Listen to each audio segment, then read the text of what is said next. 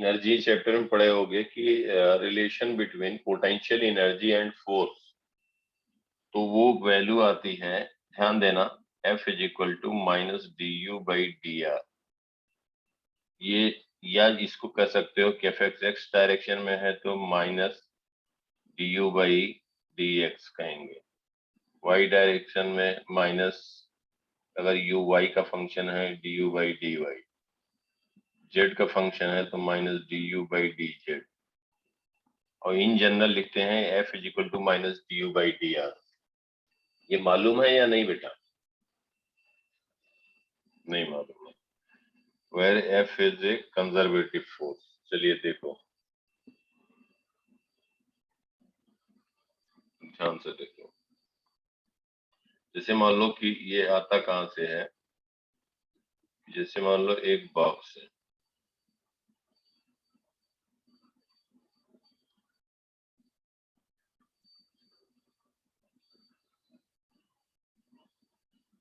Box है और इसमें हमने फिल कर रखा है, कोई भी आइटम फिल कर रखा है।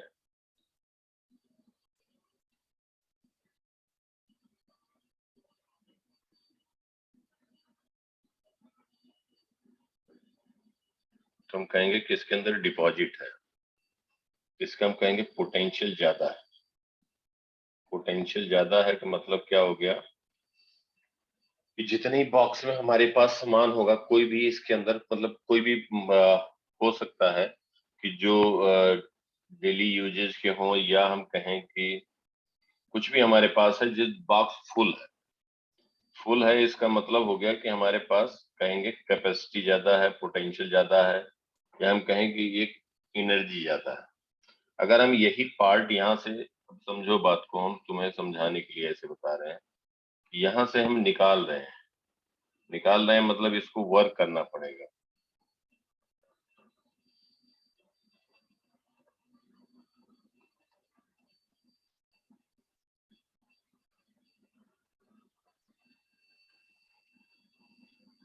वर्क करना पड़ेगा मतलब यहाँ से हम बॉक्स, अगर हम यहाँ पे प्लेस कर रहे हैं, हटा रहे हैं, तो ये हॉरिजॉन्टल सरफेस है। मैन क्या कर रहा, बॉक्स यहाँ से हटा रहा, तो जैसे जैसे वो रिमूव कर रहा होगा, बात को समझना, यहाँ पे ले जाके रखता जा रहा है, रखता जा रहा है, तो क्या हो रहा है कि यहाँ पे इसका पोटेंशियल, ये लेवल इसका डिक्रीज कर रहा होगा, कम हो रहा होगा। तो जो मैन यहाँ पे इसको वर्क कर रहा है, यहाँ से ले जा करके प्लेस कर रहा है बॉक्स को, यहाँ से हटा हटा के ले जाके वर्क कर रहा है, तो क्या हो रहा है कि इसका पोटेंशियल डिक्रीज कर रहा है। You is potential energy, you is potential energy, potential energy. हम ये मान चल रहे हैं कि नहीं तुम्हें मालूम है, ध्यान समझना बात को।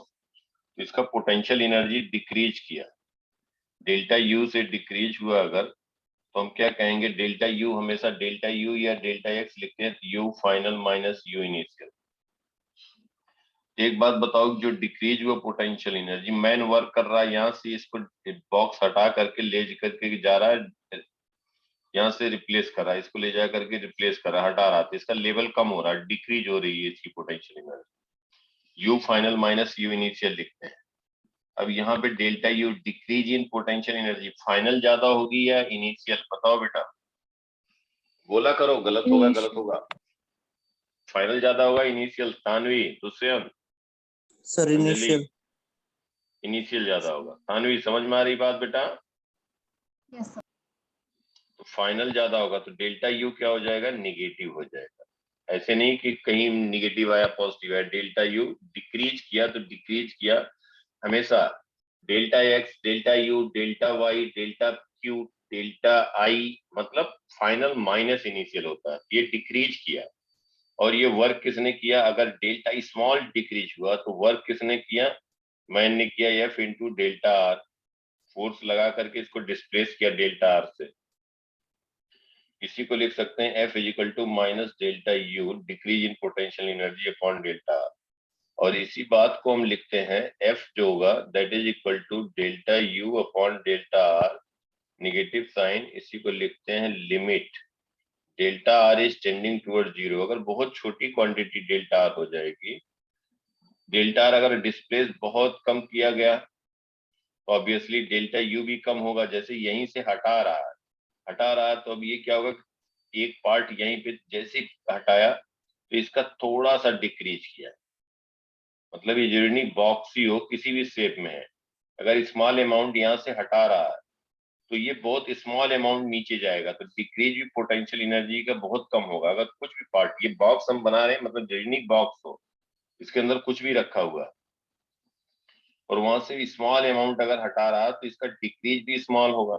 इसी को हम लिख देते हैं F is equal to minus short form में limit delta R tending toward zero, LT limit कहते हैं, delta U by delta R, और इसी को हम लिखते हैं मैथमेटिकल टर्म में माइनस DU बाई DR। ये बहुत इंपॉर्टेंट है मैकेनिक्स के पॉइंट से। तो U पोटेंशियल एनर्जी अगर R के फंक्शन में है तो F is equal to minus DU by DR force आ जाएगा। ये समझ में आ गई बात बेटा सबको? Yes, सही sir. बात बताना, Yes. सही बात बताना,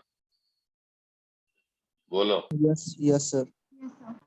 और ये आपको हमेशा लर्न करके रखना है। F जो फोर्स हुआ, U अगर पोटेंशियल, U अगर as a function of R है तो हम कह देंगे कि माइनस DU बाई DR, या डेल्टा U अगर U हम कहें कांस्टेंट रहेगा तो ऑब्वियसली तो डेल्टा F क्या हो जाएगा, जीरो हो जाएगा। अगर U कांस्टेंट हुआ, चेंज हो ही नहीं रहा, तो इसको हम ये रिलेशन यूज करते हैं। अब हम बात करते हैं, यहाँ पे आते हैं, interaction between electric dipole,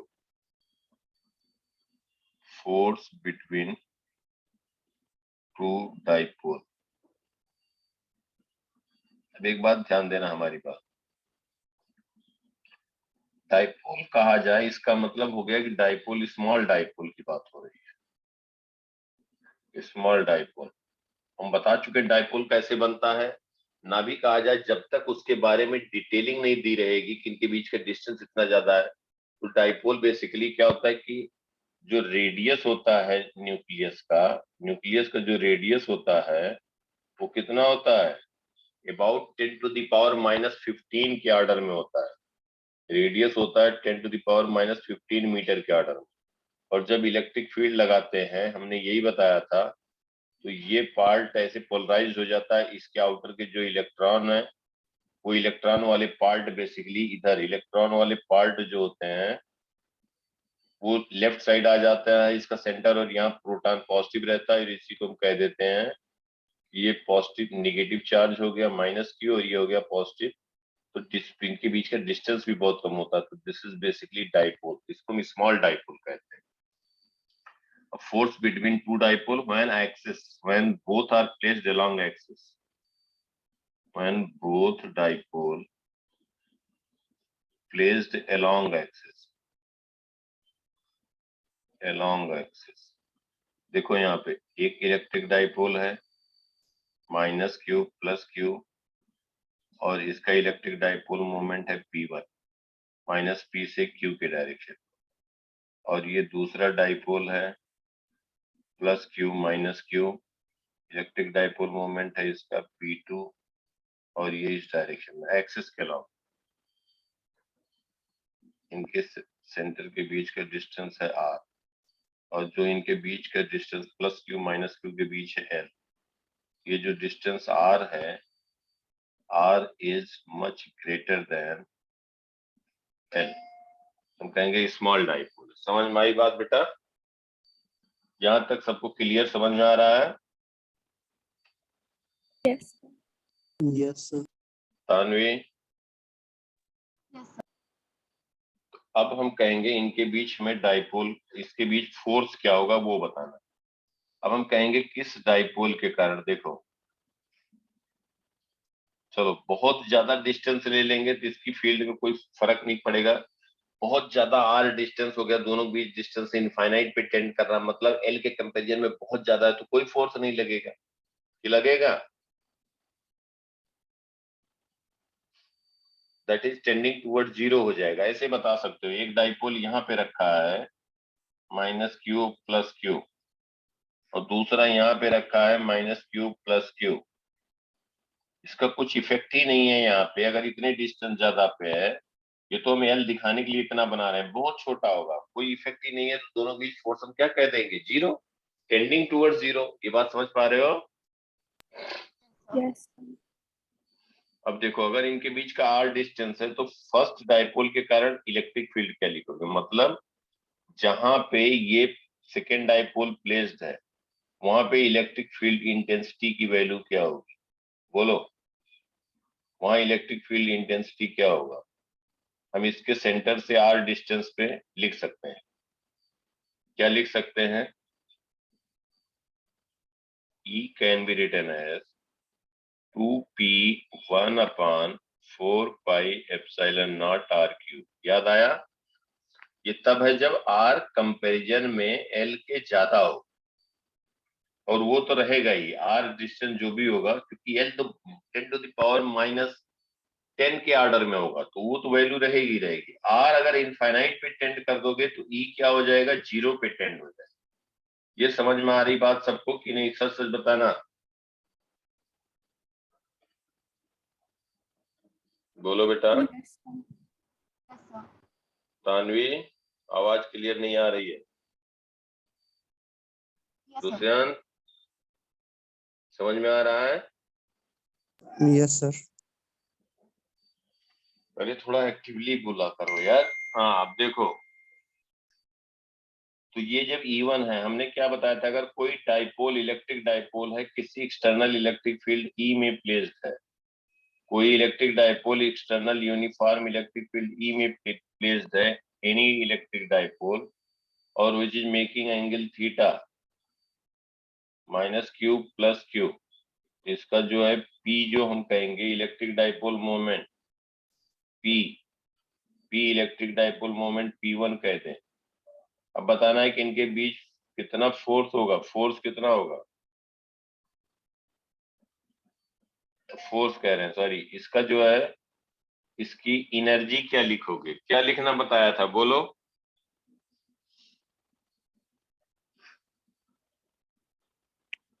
Minus P cos theta.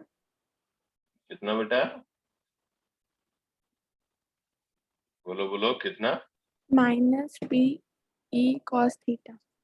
हाँ, वेरी गुड। कोई भी इलेक्ट्रिक डाइपोल जिसका इलेक्ट्रिक डाइपोल मोमेंट P है, यूनिफॉर्म इलेक्ट्रिक फील्ड E में प्लेस्ड है, उनके बीच का एंगल थीटा है, तो जो इसकी एनर्जी हो जाएगी पोटेंशियल एनर्जी माइनस P.E लिखा था। याद आया बेटा सबको? बोलो बेटा। अरे, U2 माइनस U1 लिखा था, PE cos θ1 माइनस cos θ2। हमने कहा कि θ1 इज इक्वल टू 90 ले लेते हैं तो U1 जीरो हो जाएगा, θ2 इज इक्वल टू थीटा ले लेते हैं, वही बार बार हमसे बेटा कहलवाओगे, तो U2 U हो जाएगा, ये वैल्यू प्लेस करें तो U is equal to minus PE cos θ हो गया। इसी को कहते हैं U is equal to minus P.E। Graph भी बनाया था, याद आ रहा है?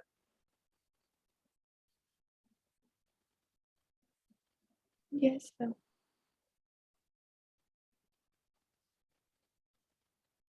याद आ रहा है कि नहीं? Yes, sir. फिर तानवी बेटा, हेलो,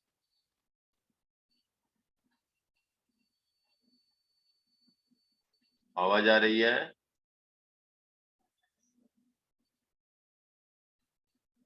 आवाज आ रही है बेटा?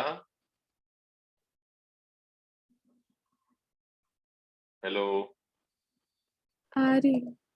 Yes, sir. आ रही है।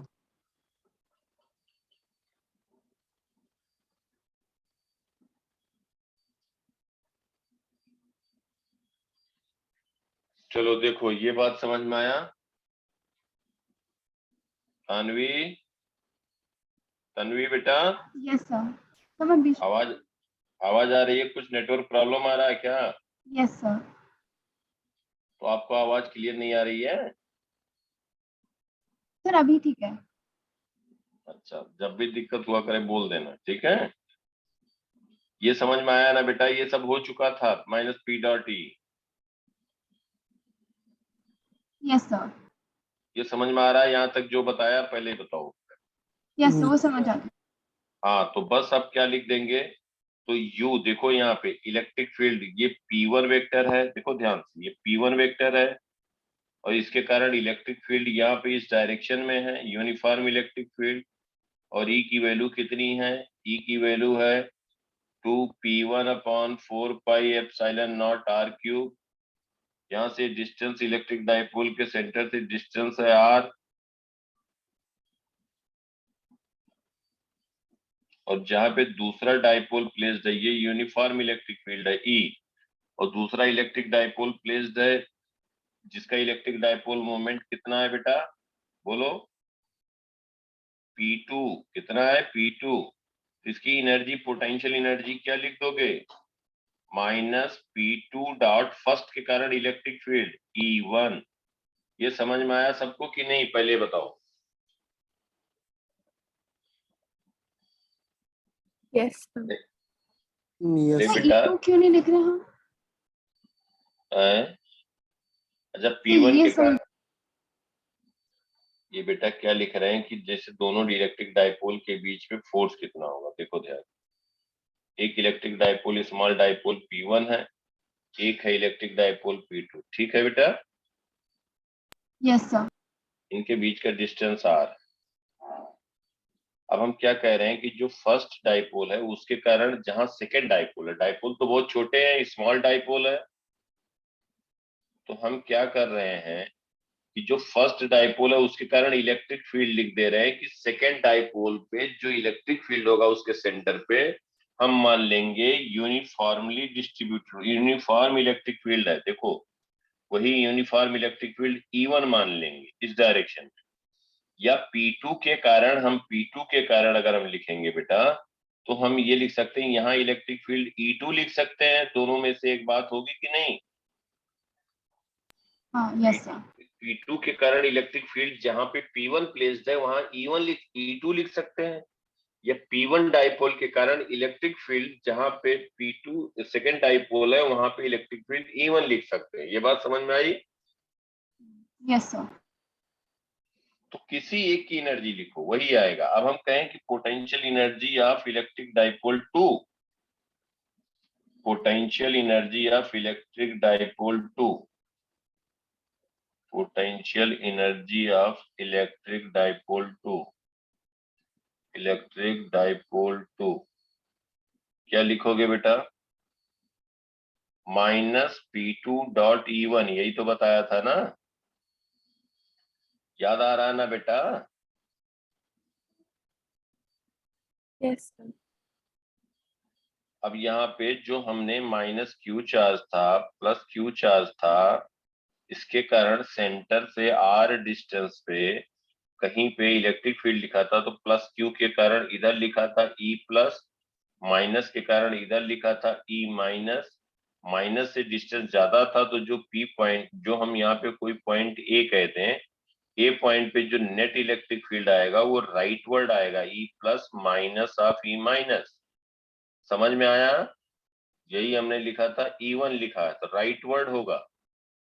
ये अगर दूसरा डाइपोल होता -Q और ये होता +Q, जिसका इलेक्ट्रिक डाइपोल मोमेंट है P2, तो सॉरी P1, इसके कारण अगर हम इलेक्ट्रिक फील्ड लिखते हैं यहाँ पे इसके सेंटर से r डिस्टेंस पे, तो डायरेक्शन किधर होता? -Q पास में है तो इलेक्ट्रिक फील्ड होती E माइनस राइटवर्ड, +Q के कारण होता इधर। नेट किधर आता? नेट इलेक्ट्रिक फील्ड किधर आता? E2 आता राइटवर्ड। ये समझ में आया सबको? Yes Yes, sir. sir. यही तो लिखा था बेटा। ये समझ में आ गया यहाँ तक सबको? तो वही हम फर्स्ट के कारण सेकंड पे लिख रहे हैं पोटेंशियल एनर्जी। तो क्या लिखोगे? P2 और E1 के बीच एंगल कितना है बेटा? 0. So Zero. 0 degree. तो P2 E1 P2 E1 cos 0, cos 0 क्या होता है बोलो 1, 1 तो ये हो जाएगा माइनस P2 E1 कितना होगा E1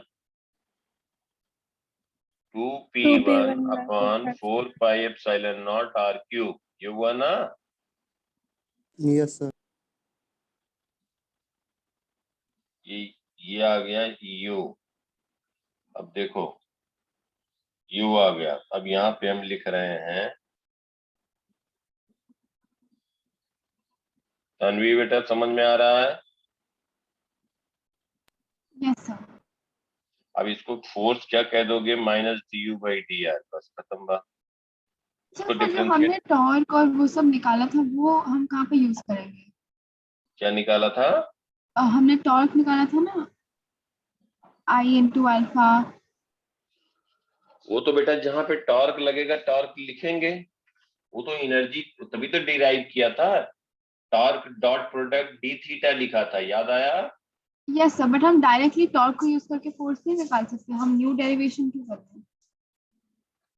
अरे तो वो बेटा क्या था कि एक डाइपोल था, देखो कंफ्यूज मत हो। इलेक्ट्रिक फील्ड एक्सटर्नल कांस्टेंट है, इलेक्ट्रिक फील्ड कांस्टेंट है, और यहाँ पे कोई डाइपोल, एक डाइपोल प्लेस्ड है। देखो ध्यान से, नहीं ठीक है पूछ लिया करो, जो भी कुछ कहीं पे भी दिमाग में बात आए किसी भी टाइप का। देखो P1, P1 डाइपोल है, एक एक डाइपोल है बेटा, तो ये जो एक्सटर्नल इलेक्ट्रिक फील्ड है ये इस पे टॉर्क लगा रहा है, इस पे फोर्स लगा रहा है, इस पे फोर्स लगा रहा है, तो ये रोटेट करने की टेंडेंसी होगी क्लॉकवाइज। समझ में आई बात? अभी हम क्या कर रहे हैं कि दो डाइपोल रखे हैं, दो डाइपोल है, दो डाइपोल है और उनके बीच का हम फोर्स लिख रहे हैं। ये एक डाइपोल है और एक डाइपोल यहाँ पे प्लेस्ड है, उनके बीच का हम यहाँ पे फोर्स लिख रहे हैं।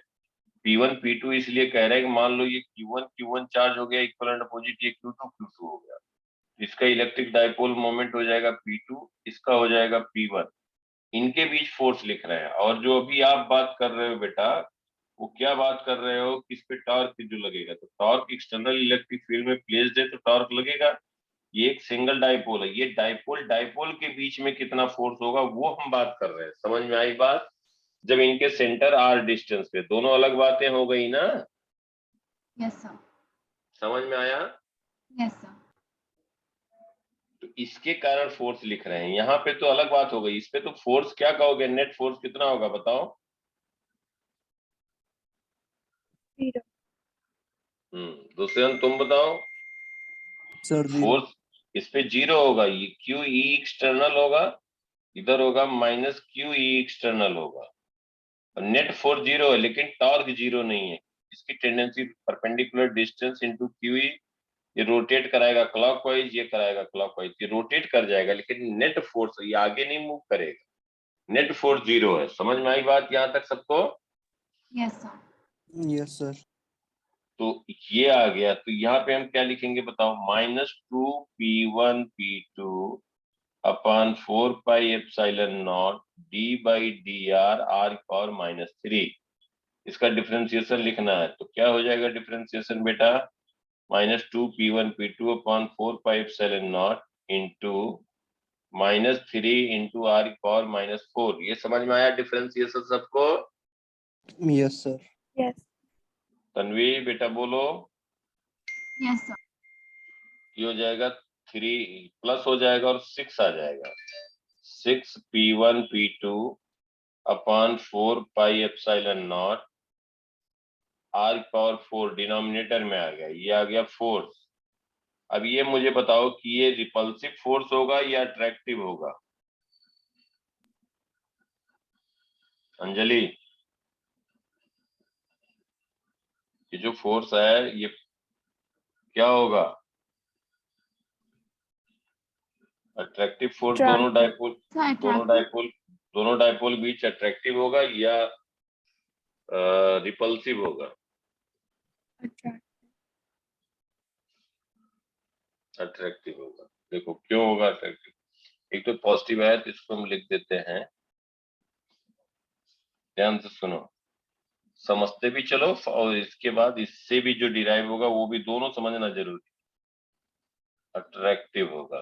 क्यों अट्रैक्टिव होगा? देखो, इसलिए अट्रैक्टिव होगा कि जो प्लस क्यू और माइनस क्यू इनके बीच का डिस्टेंस कम है, ये एक दूसरे को अट्रैक्ट करेंगे।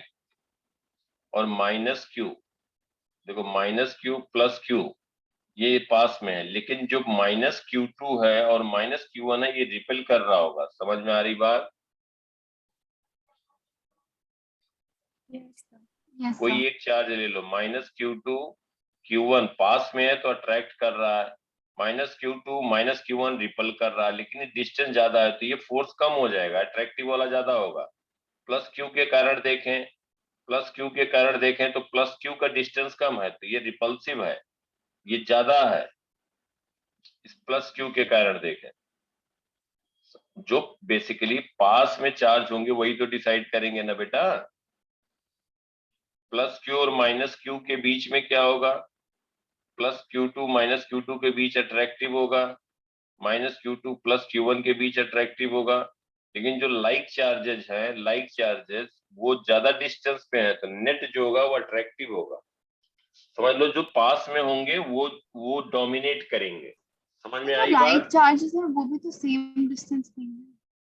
अगर हम प्लस क्यू और प्लस क्यू मेजर करें तो भी वो आर ही आएगा। देखो यहाँ पे -5 कूलम कह दिए, हम समझाने के लिए बता रहे हैं। +5 कूलम कह दिया, यहाँ पे -5 कूलम कह दिया, यहाँ +5 कूलम कह दिया। ठीक है, और ये ध्यान से समझो, एक वायर से कनेक्ट कर दिया रॉड से। अब ये हम कह रहे हैं कि दोनों रॉड पास में जाएंगे या दूर जाएंगे। समझ में आ रही बात बेटा? Yes sir. तो अब जो हम यहाँ पे कहेंगे, ये प्लस और माइनस वाला जो पार्ट है, इनके बीच का, ये मान लो इनके बीच का डिस्टेंस L, ये जो भी आएगा L है, तो -5 और +5 और -5 कूलम के बीच का और इनके सेंटर के बीच का R लेते हैं, तो ये इन दोनों के बीच का हम फोर्स क्या लिख सकते हैं? अट्रैक्टिव। ये हो जाएगा R - L। इनके बीच जो फोर्स आएगा वो R - L यस आएगा। सर, फिर दूसरा आर प्लस एल। ओके, समझ गए। समझ गए ना? Yes sir. नेट नेट क्या आएगा? अट्रैक्टिव, डिस्टेंस कम। Yes sir. ठीक है, वही चीज यहाँ पे आया, पॉजिटिव रहा, अट्रैक्टिव हो गया। अब अगर मान लो कि हम यहाँ पे कहें, अगर मान लो second case, if their axis are parallel. पहला हमने कहा अलोंग एक्सिस, पहला केस जो हमने देखा डाइपोल डाइपोल के बीच का फोर्स लिखा, वो हमने क्या लिखा? ये सब वैसे मतलब चलो मालूम रहना चाहिए था बेटा। देखो, when both dipole placed along axis, if axis of both dipole are parallel, if axis of both dipole are parallel,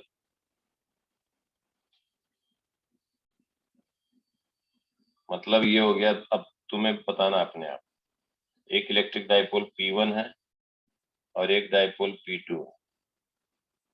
ये समझ गए क्या बना रहे हैं? P1 जो ये हम दिखा रहे हैं एक लाइन, ध्यान समझो बेटा, ये जो लाइन दिखा रहे हैं इसका मतलब -q इधर है, +q इधर है, इनके बीच का स्मॉल डिस्टेंस है, तो इलेक्ट्रिक डाइपोल मोमेंट P1 हो गया। P1 P2 क्यों कह रहे हैं कि एक का Q1 है एक का Q1 है, और मान लो दूसरे का जरूरी नहीं Q1 Q1 हो, -q2 है +q2 है, तो इसका इलेक्ट्रिक डाइपोल मोमेंट P2 हो गया। सेम रहेगा तो हम P1 = P2 रख देंगे। समझ में आ गई बात? Yes sir. बोलो बेटा। Yes sir. अब इनके सेंटर के कुछ भी दिमाग में डाउट रहा करे तुरंत डिस्कस करो, वो अच्छी बात होती है। एकदम हेजिटेट नहीं करना कि छोटा डाउट डाउट डाउट डाउट होता है, बड़ा छोटा कुछ नहीं होता है। समझ में आ जाता, सब बहुत आसान होता है। इनके बीच फोर्स पूछे तो क्या कहोगे? ये एक्चुअल में, अब मैं फिर से बना ही दूं। देखो, ये हो गया +q, ये हो गया -q, स्मॉल डाइपोल है, ये P1 लिखा है, और यहाँ पे हमने लिखा है P2, इसको Q डैश कह रहे हैं, तभी तो P2 कहेंगे। सब सेम रहेगा तो P1 P1 हो जाएगा। इनके बीच का डिस्टेंस है R। कैसे लिखें? तो इसका मतलब एक चीज और समझ लो कि ये मत सोचना कि जो यहाँ पे हमने लिखा है कि इलेक्ट्रिक फील्ड लिखा हमने E1, देखो ध्यान से, यहाँ पे हमने इलेक्ट्रिक फील्ड लिखा E1, तो ये कह सकते हो P1 के कारण ही क्यों लिखा। अब भाई P2 के लिए हम E2 भी लिख सकते थे ना बेटा। P2 डाइपोल के कारण r डिस्टेंस पे E2 भी लिख सकते थे, बोलो। Yes, sir. 2P2 upon 4πε0 r cube लिखते हैं, और P1 इसी डायरेक्शन में, फिर इसके कारण एनर्जी लिखते हैं, तो -P1 .E2 लिखते हैं, फिर बात वही आती, फिर डिफरेंशिएट करते, रिजल्ट वही आता। समझ में आया सबको? Yes sir. किसी एक डाइपोल के कारण दूसरी डाइपोल जहां पे है वहां इलेक्ट्रिक फील्ड लिख लेते हैं, और फिर मान लेंगे छोटा डाइपोल है तो मान लेंगे कि यूनिफॉर्म इलेक्ट्रिक फील्ड में प्लेस्ड है, तो उसकी पोटेंशियल एनर्जी लिख के डिफरेंशिएट कर दो, दैट्स ऑल। समझ में आया? तो ये नहीं है कि यही लिखेंगे, P2 के कारण भी लिखते, रिजल्ट वही आएगा। अब इसको अगर हम डिफरेंशिएट करेंगे du बाई, दोनों के बीच एंगल 0 है, du बाई dr, तो सेम एज प्रीवियस, वही रिजल्ट आएगा। मैं बताना यहाँ इसलिए चाह रहा था कि P1 के कारण अभी नहीं तो कह सोचो कि क्यों सर P1 के कारण ही लिख रहे हैं। अब देखो ध्यान से, जो P1 के कारण हम यहाँ पे लिखे इलेक्ट्रिक फील्ड मान लें E1, या कोई कहे नहीं P2 के कारण लिखेंगे electric field E2, sorry P1 के कारण इलेक्ट्रिक फील्ड E1 है और P2 के कारण E2 है। तो P1 के कारण इलेक्ट्रिक फील्ड का डायरेक्शन किधर होगा? अगर इसको हम कह रहे हैं प्लस वाई और इसको कह रहे हैं निगेटिव वाई, तो P1 के कारण इलेक्ट्रिक फील्ड क्या लिखोगे मुझे बताओ?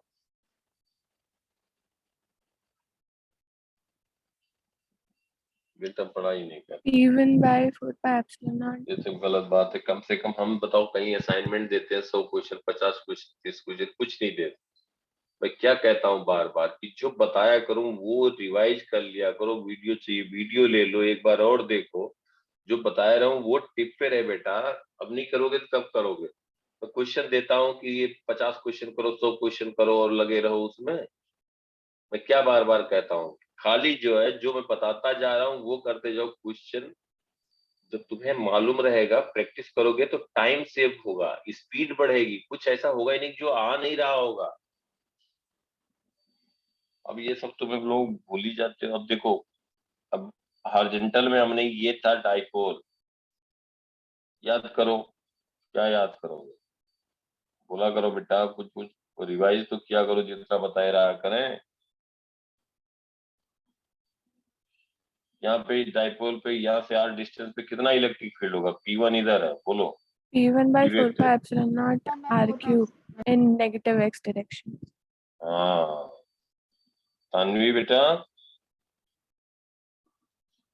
ये समझ में आया? Hussain, Yes, sir. P upon 4πε0 r cube, और इसका जो डायरेक्शन होगा P के अपोजिट होगा। अब यही हम अगर इस तरह से लिख दिए, डाइपोल P1 इधर कर दिए, तो हम कहेंगे कि इलेक्ट्रिक फील्ड जो P1 के कारण होगा वो इधर होगा, E1।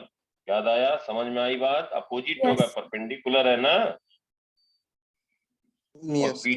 P2 के कारण हम कहेंगे तो इलेक्ट्रिक फील्ड P2 के अपोजिट होगा, यहाँ पे हम कह देंगे E2 इस डायरेक्शन में होगा। समझ में आया? क्लियर बात?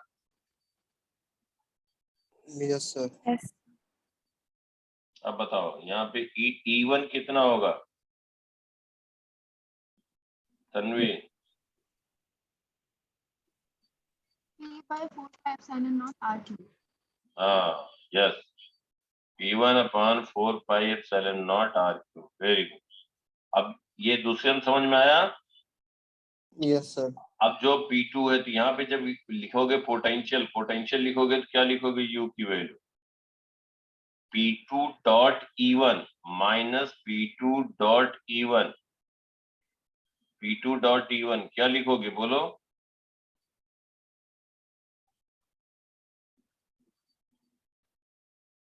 माइनस P2 डॉट E1 क्या लिखोगे? P2 Minus E1 में, P2 E1 में एंगल P2 कितना? E1 cos theta. P2 E1 में एंगल 180 डिग्री है ना बेटा, yes. Into cos of 180। Cos 180 कितना होता है? -1। -1. हाँ बिल्कुल सही, ई लिखेंगे minus P2 minus minus plus हो गया इंटू E1। ये आया u, ये आया u की वैल्यू। अब u लिखेंगे तो माइ p2 E1 की वैल्यू आई है, E1 की वैल्यू क्या आई है, P1 upon 4 pi epsilon naught, 4 pi epsilon naught R cube. Force पूछा जाए, minus du by D R, minus P1 P2 upon 4 pi epsilon naught into D by D R, इसको हम कहेंगे 1 बाई आर क्यूब। समझ में आया बेटा? Yes sir. Yes, sir. तो u की वैल्यू, u आया था P2 P1, एक सेकंड बेटा, एक सेकंड, लोग सब नोट करते चले जाते हैं। तो यहाँ पे 0 था तो ये हो गया -2 P1 P2। फिर जब हमने इसको डिफरेंशिएट किया, यहाँ पोटेंशियल एनर्जी क्या आया था बेटा, पोटेंशियल एनर्जी आया था -P2 डॉट E1, इनके बीच का एंगल था 0। उसके बाद फिर डिफरेंशिएट किया तो नेगेटिव, तो प्लस आ गया, यही लिखा है। हाँ ठीक है, यहाँ पे क्या होगा बोलो, यहाँ पे क्या होगा, इसको माइनस डिफरेंशिएट, ये माइनस है और ये माइनस P1 P2। यहाँ पोटेंशियल एनर्जी बताओ, पोटेंशियल एनर्जी लिखा तो प्लस आ गया ना बेटा, Yes. Yes sir. तो minus du by D r लिख रहे हैं, F is equal to minus P1 P2 upon 4 pi epsilon nought, दोनों में अपोजिट आना चाहिए, तो d बाई डी आर की पावर r की पावर -3, ये हो जाएगा -3 minus P1 P2 upon 4 pi epsilon nought, और ये हो जाएगा -3 इंटू r की पावर -3 इंटू r की पावर -4। समझ में आया बेटा? बोलो। Yes. Yes, sir. r की पावर 4, ये f आया, ये आया पॉजिटिव, तो वो निगेटिव आ रहा होगा यार, देखो ध्यान से, ये पॉजिटिव आया तो ये एक निगेटिव आएगा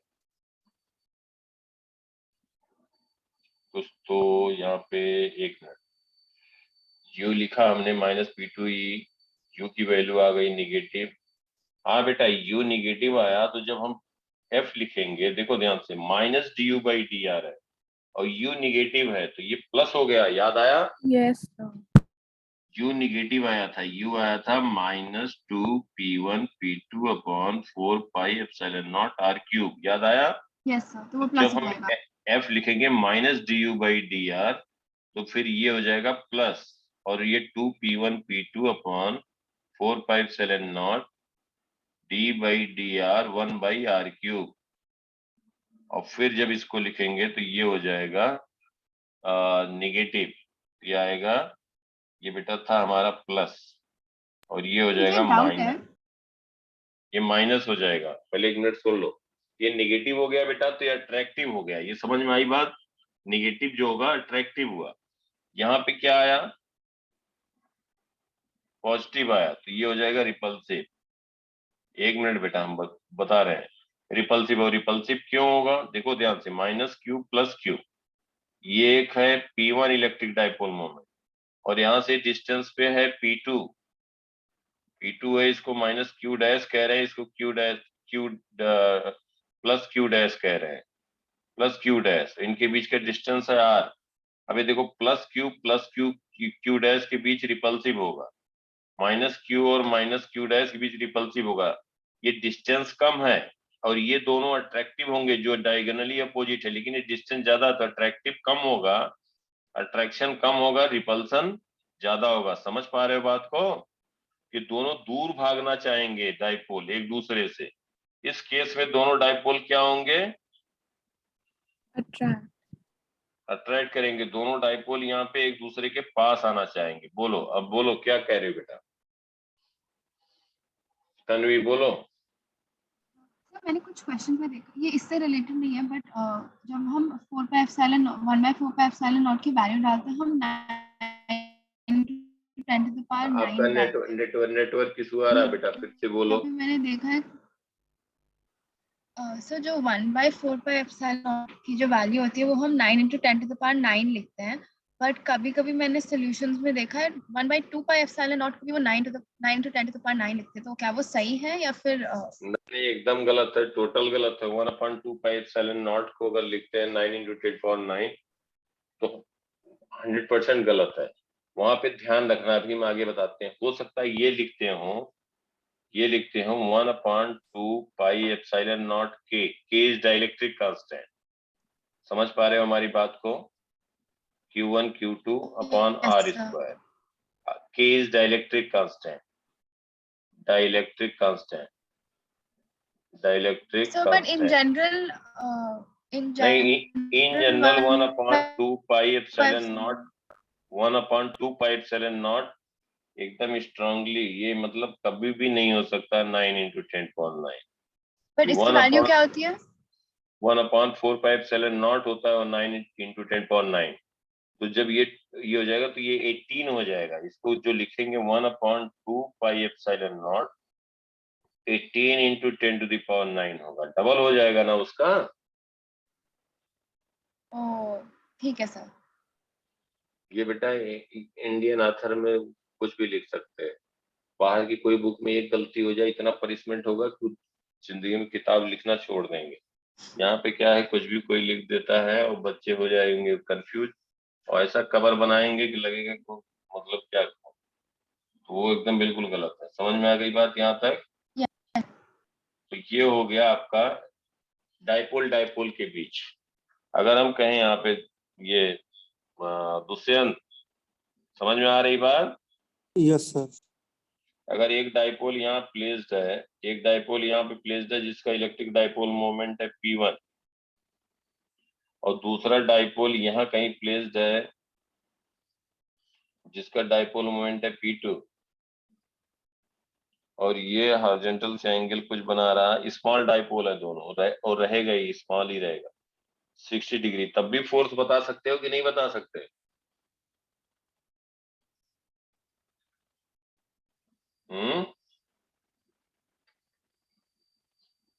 बताओ सब लोग, कैसे बताओगे? दोनों के बीच फोर्स पूछा जाए। जो डाइपोल एंगल पे है उसका कंपोनेंट ले ले। हाँ बिल्कुल सही बात है, बिल्कुल सही बताया, बिल्कुल सही कहा। ये है P1, ये भी 60 डिग्री हो गया। क्या कर सकते हो, P1 cos 60 एक डाइपोल कह दो, समझ में आया ना बेटा? और एक P1 sin 60 कह दो। अब यही सब क्वेश्चन आने वाले हैं इस टाइप के, अभी दिख नहीं रहा, आया नहीं, जब आ जाते हैं तब सब एकदम बिल्कुल वही शुरू हो जाते हैं। कुछ कुछ कहा नहीं जा सकता क्या पूछा जाए, किस तरह से आ जाए, सोच करना पड़ेगा। समझ में आया? P1 cos 60 के कारण F1 लिख सकते हो। P1 cos 60 के कारण क्या होगा, अट्रैक्टिव होगा। समझ में आ रहा है बेटा? यस P1 cos 60 P1/2 हो गया, तो एक F1 आ गया। P1 sin 60 के कारण क्या होगा? P1 sin 60 के कारण क्या होगा? मतलब ये हो गया कि एक डाइपोल ऐसे cos रखा है, 90 दूसरा देखो एक डाइपोल P1 है, दूसरा P2 है, तो जीरो हो जाएगा क्योंकि cos 90 is 0 एंड जो पोटेंशियल एनर्जी होती है वही जीरो हो जाएगी। हाँ 0 हो जाएगा, बिल्कुल सही बात, गुड।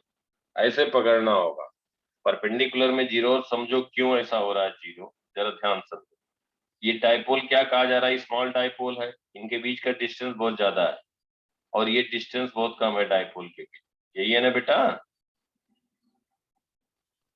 Yes sir. अब ध्यान समझो, जो बात कहा फार्मूले से वो क्यों ऐसा आ रहा है, इसलिए ऐसा आ रहा है -q + q डैश, क्योंकि जो ये डिस्टेंस है बेटा इसका माइनस प्लस q डैश का -q डैश से और -q का -q डैश से, ये एक रिपल्सिव हुआ और ये एक इसका q dash -q dash attractive हुआ। जो -q डैश है, -q डैश, इसके कारण नेट इधर आया। समझ में आया सबको? वर्टिकल वाला कैंसिल हो जाएगा, बोलो यस सर। अब प्लस क्यू डैश की बात करेंगे, प्लस क्यू डैश करेंगे, क्यू डैश के कारण प्लस क्यू डैश पे क्या हो जाएगा, इस डायरेक्शन में होगा, माइनस क्यू डैश के कारण इधर होगा, क्यू डैश क्या हो जाएगा, माइनस क्यू, और माइनस क्यू के कारण हम इस डायरेक्शन कह देंगे, plus Q minus Q dash के कारण इस डायरेक्शन में हो गया। थोड़ा फिगर बड़ा बना रहा है, माइनस क्यू प्लस क्यू, इसका बाइसेक्टर हो गया, और यहाँ पे हम कह रहे हैं minus Q dash minus Q dash, कह रहे हैं प्लस क्यू डैश। यहाँ से जब हम बात करेंगे plus Q minus Q dash के कारण, plus Q dash minus Q dash के कारण फोर्स इधर हो गया, माइनस क्यू डैश के कारण जो हो गया फोर्स इधर हो गया। ये रिपल्सिव होगा ना बेटा? यस तो सर। हॉरिजॉन्टल कंपोनेंट कैंसिल होगा और इस पे एक वर्टिकल लग गया। समझ में आया सबको? Yes sir. ऐसे आप कहो क्यू डैश के कारण, देखो ध्यान से, क्यू और क्यू डैश के बीच की बात करें, इस पे एक फोर्स इधर रिपल्सिव होगा, क्यू डैश और माइनस क्यू डैश की बात करें तो इधर अट्रैक्टिव होगा। इनका रिजल्टेंट हम कहें तो हॉरिजॉन्टल वाला कैंसिल आउट हो जाएगा, वर्टिकल में आएगा। समझ में आया सबको? बोलो Yes, sir. बेटा। Yes, sir. और Yes, sir.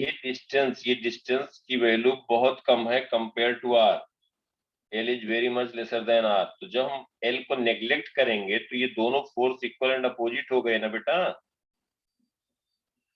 तो नेट yes, फोर्स क्या हो जाएगा, जीरो। समझ में आई बात?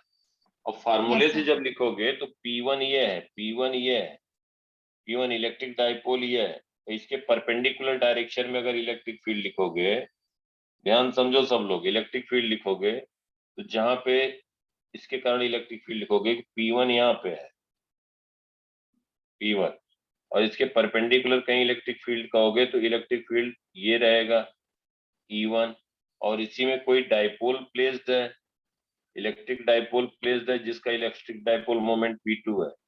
जब इसकी एनर्जी लिखोगे तो क्या होगा, माइनस P2 डॉट E1, दोनों के बीच एंगल 90 है ना बेटा?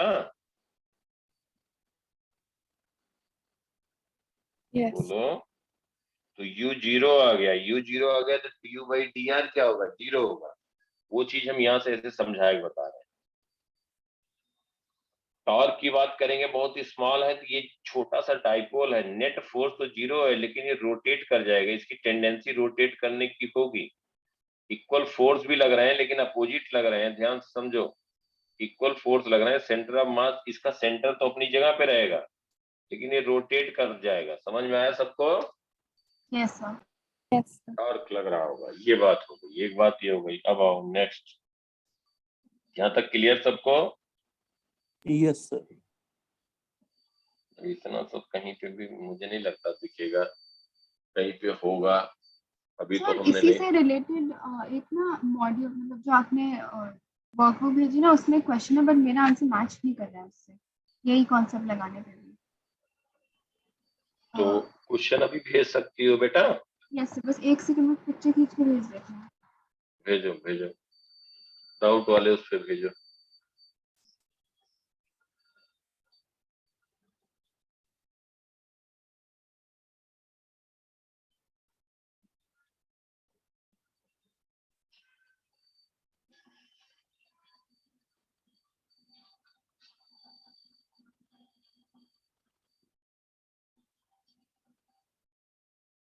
सर सेंड कर दिया डाउट वाले उसको।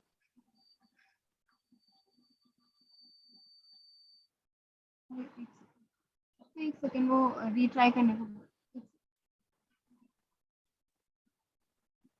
यस सर, आप चला गए।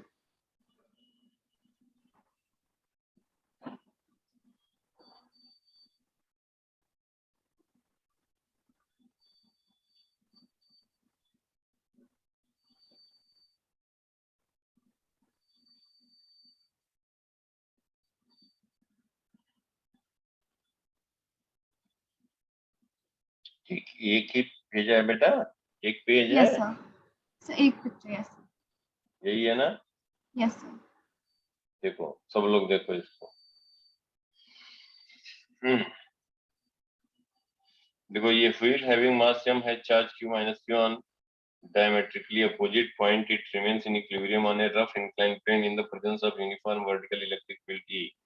For situation shown in figure below, find the force experienced by dipole. ये अलग चीज है। देखो बेटा, अभी मैं एक क्वेश्चन तो बताता हूँ, लेकिन ये कंफ्यूज ना हो क्या कह रहे हैं। सर ऐसे ना एक दो और है 70। For the situation shown in figure, find the force experienced by dipole. Yes, अब एक इसमें बात मेरे देखो, अकॉर्डिंग आंसर सी होना चाहिए। Q, चलो चेक कर लेते हैं। Q के कारण इलेक्ट्रिक फील्ड बेटा इधर हो गया। देखो इतना छोटा डाइपोल दिखाया है कि उसको पॉइंट मान लिया। इलेक्ट्रिक फील्ड क्या लिखोगे? Q upon 4 pi epsilon not r square. समझ में आया सबको? ये चार्ज पॉइंट चार्ज है, लिखते लिखते हमेशा क्यूब मत कर देना। समझ में आई बात सबको? बोलो बेटा, बोलते रहो। यहाँ पे देखो एक पॉइंट चार्ज है, ये पॉइंट चार्ज, ये डाइपोल नहीं है। और दूसरा कह रहा है कि डाइपोल है। डाइपोल भी बहुत छोटा है तो इसलिए पॉइंट लिख दिया। इनके बीच फोर्स पूछा जा रहा है। क्वेश्चन समझ में आया? पहले ये बताओ मुझे। Yes sir. अब ये क्यूब एक पॉइंट चार्ज है और दूसरा डाइपोल है। डाइपोल इतना छोटा है कि उसको भी पॉइंट बना दिया। समझ में आया यहाँ तक? Janaki, Yes, Yes, Anjali, Yes. Dushyant, बोलो बेटा। yes, sir. अब क्यू के कारण हम यहाँ पे, क्यू के कारण अगर हम हैं तो इलेक्ट्रिक फील्ड क्या होगा जहां डाइपोल प्लेस्ड है। अब यहाँ तो हमें इसी का लिखना पड़ेगा। इलेक्ट्रिक फील्ड क्या लिखेंगे? बोलो तानवी। सर बेटा 2p बाई, आपका बेटा प्रोनाउंसिएशन तन्वी है या तानवी? सर तन्वी। तन्वी, राइट। हाँ, तो जैसे ई है, ई को क्या लिखेंगे? क्यू अपॉन, बोलो बेटा, Q upon 2p by 4 pi epsilon not. क्या लिखेंगे? 2p by 4 pi epsilon not r cube. बेटा पहले सोचा करो क्या दिया है। क्या यहाँ पे कहा गया कि एक पॉइंट चार्ज क्यू है, पॉइंट चार्ज के कारण r डिस्टेंस पे इलेक्ट्रिक फील्ड, मुझे बताओ क्या होगा अगर एक sir q dipole, by 4 pi epsilon not r square. अगर हम कहें इलेक्ट्रिक डाइपोल है, उसके सेंटर से r डिस्टेंस पे इलेक्ट्रिक फील्ड क्या होगा? यहाँ हम लिख रहे हैं E, यहाँ पे लिख रहे हैं E डैश। E की वैल्यू बताओ।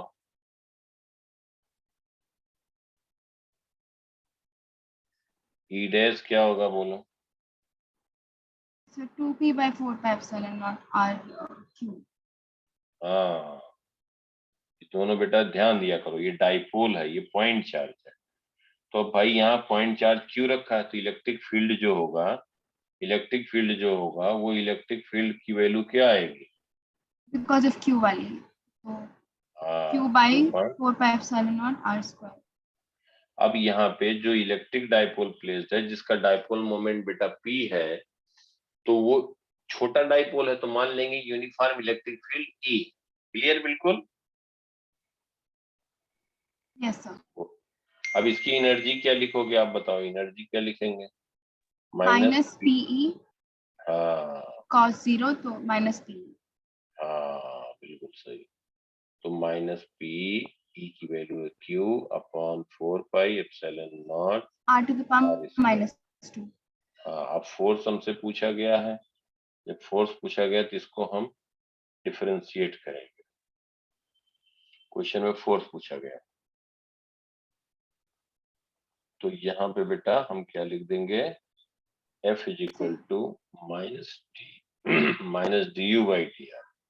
तो माइनस माइनस प्लस हो जाएगा, तो p Q upon 4 pi epsilon nought और d by t r 1 upon r square हो जाएगा। समझ में आया? Yes sir. तो p q, p into q upon 4 pi epsilon nought 1 by r square का minus 2 differentiation. Into r cube. हाँ बिल्कुल सही। Minus 2 P Q upon 4 pi epsilon naught R cube. ये निगेटिव साइन का मतलब अट्रैक्टिव हुआ या रिपल्सिव? बताओ। नेगेटिव यानी कि अट्रैक्टिव। यस, देखो मैच किया कि नहीं? Yes sir. नहीं जो मैच अभी किया। सर किया, बस नेगेटिव साइन उन्होंने दिया ऑप्शन में। फोर्स एक्सपीरियंस बाय डाइपोल, अब वो सब नहीं लिखे, लेकिन जब क्वेश्चन आएगा एक्चुअल में तो वो आएगा, और ये आंसर आया 2pq upon 4 pi epsilon naught rq। 2pq तो नन ऑफ दी जा रहा है आंसर, क्या दिया है? सर ए, ऑप्शन ए, वो कैंसिल आउट होगा ना अच्छा ऊपर। अच्छा, हाँ 4 और हाँ सही कह रहे हो। ये अट्रैक्टिव, ये रहेगा, चलो कोई नहीं। हाँ ये बात हो गई। हाँ और क्या कह रही थी बेटा? सर तो फिर जो हमने अभी सीखा वो डायरेक्टली अगर दो डाइपोल्स दिए हो तो हम यूज करेंगे, अदरवाइज हमें अपने आप इलेक्ट्रिक फील्ड निकाल के पूरा प्रोसेस करना है। एनर्जी लिखना है। कॉन्सेप्चुअल पार्ट क्या रहा कि जो डाइपोल प्लेस्ड है कहीं पे भी है, वो किस इलेक्ट्रिक फील्ड में है उसकी पोटेंशियल एनर्जी लिख लेंगे, फिर उसको डिफरेंशिएट करेंगे। पॉइंट चार्ज है तो पॉइंट चार्ज के कारण लिख दिया, एक डाइपोल लेकिन स्मॉल डाइपोल है उसके कारण लिख दिया, तो दूसरे डाइपोल का जहां प्लेस्ड है किसी का भी हम लिख सकते हैं कि इलेक्ट्रिक फील्ड। अब हम ये जो है इसकी पोटेंशियल एनर्जी कैसे लिखते हैं? तो डाइपोल का पोटेंशियल एनर्जी लिखना, तो इसलिए हम इलेक्ट्रिक फील्ड में मान लेंगे कि इलेक्ट्रिक फील्ड ई में प्लेस्ड है। समझ में आ रही बात? अब ये एक चीज और देखो, ये भी कर सकते थे, ध्यान से समझना बेटा, ये पी के कारण हम कहें कि जो पॉइंट चार्ज है, ऐसे भी कर सकते हो। ये तो हो गया पहला मेथड।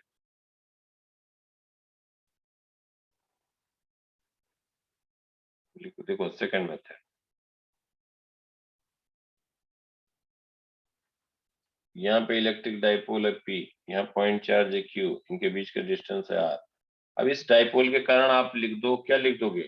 फील्ड लिख दो जहां पॉइंट चार्ज क्यू है। क्या लिखोगे बताओ बेटा? बोलो, इलेक्ट्रिक फील्ड क्या लिखोगे?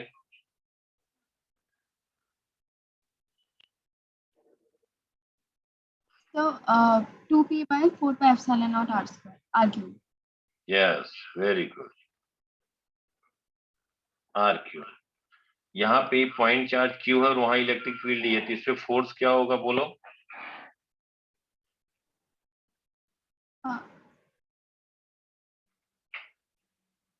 कोई पॉइंट चार्ज क्यू है, इलेक्ट्रिक फील्ड ई में प्लेस्ड है, तो फोर्स कितना होगा? अंजलि दूसरे q into e, हैं? तो बस q into e।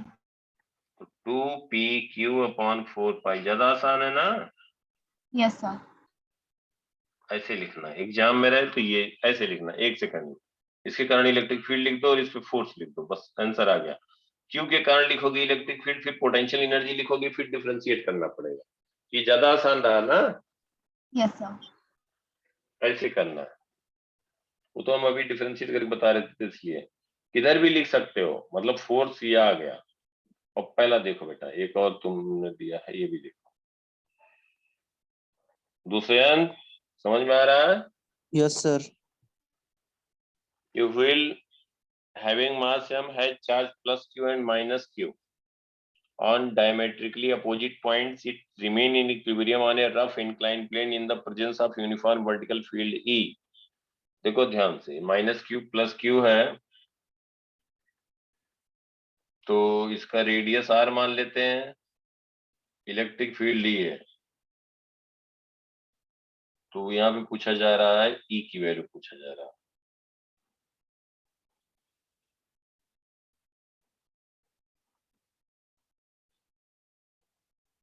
थोड़ा सा बड़ा करके बना के बता।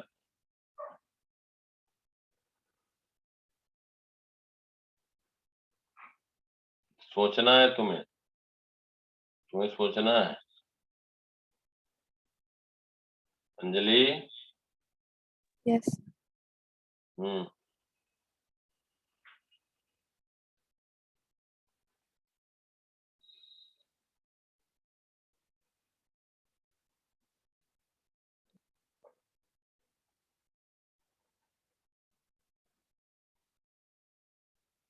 देखो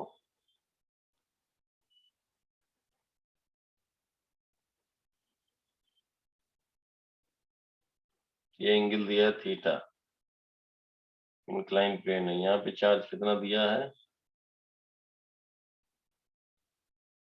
minus Q plus Q, minus Q plus Q, यहाँ पे दिया है चार्ज माइनस क्यू, रिंग के यहाँ पे माइनस क्यू है, इसके जस्ट अपोजिट है plus Q. Electric field vertical direction, electric field का डायरेक्शन है वर्टिकल, और ये दिया है तो इसका मतलब यूनिफॉर्म इलेक्ट्रिक फील्ड दिया है। अपनी तरफ से नेम कुछ चेंज करेंगे। इसका रेडियस मान लेते हैं आर, रफ सरफेस पे है, रफ सरफेस पे। एक बात देखो, अगर ये रफ पे नहीं होता, हमारी बात ध्यान से पहले समझना, रफ पे नहीं होता तो क्यू ई इधर लगता है बेटा, और इस पे क्यू ई इधर लगता है कि नहीं लगता, और इसका एक वेट लगता सेंटर ऑफ मास पे एम जी, और एक नॉर्मल रिएक्शन इधर होता N1। तो क्या होता है कि इसकी टेंडेंसी क्या होती, रोटेट करने की होती। किसके अबाउट, सी के अबाउट, ये रोटेट कर जाता। हमारी बात समझ पा रहे हो सब लोग? Yes. अगर स्मूथ सरफेस होता तो N1 के कारण टॉर्क क्या होता बेटा, जीरो होता। किसी भी पॉइंट के अबाउट टॉर्क लिखना हमने सिखाया था, टाइम लेके सिखाया था। हम ये मान चलते हैं कि नहीं मालूम है आपको। तो ये N1 यहीं से पास हो रहा है, mg यहीं से पास हो रहा है, तो इसके कारण टॉर्क क्या होगा बताओ? सी पॉइंट के अबाउट टॉर्क क्या होगा, जीरो होगा ना। परपेंडिकुलर डिस्टेंस फोर्स का आया ही नहीं कुछ। Yes. सबके समझ में आ रही बात बेटा? Tanvi, Yes, sir. Yes, sir. Dushyant, Yes, sir. और अगर यही पॉइंट यहाँ पे QE है, देखो ध्यान से, और इधर है माइनस QE, और ये इसका सेंटर पॉइंट है C। हमने लिखना बताया था कि इसका फोर्स का लाइन ऑफ एक्शन ये हो गया। जिस पॉइंट के अबाउट टॉर्क लिखना परपेंडिकुलर, देखो परपेंडिकुलर, तो ये QE क्या होगा, इसके अबाउट एंटी क्लॉकवाइज रोटेट कर रहा है, ये इधर रोटेट कर रहा है, ये इधर ये माइनस क्यू है, सॉरी, हाँ, माइनस के कारण इधर है, तो ये इधर रोटेट कर रहा है। तो ये अपने आप रिंग रोटेट कर जाता है। किस सेंस में रोटेट करता है, एंटी क्लॉकवाइज। समझ पाए सब लोग? अगर स्मूथ होता तो ये रुकता ही नहीं। सबको बात समझ में आ रही है? Yes. sir.